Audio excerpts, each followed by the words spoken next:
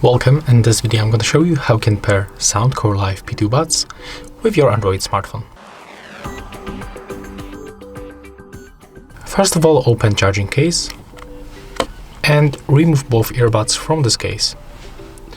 Now we have to wait until one of these earbuds starts blinking blue, I mean white.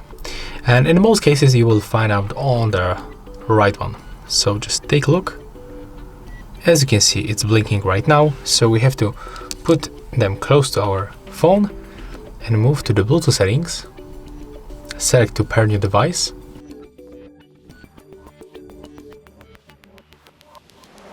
Select your Soundcore from the list. Accept pairing request. And as you can see, we are successfully connected.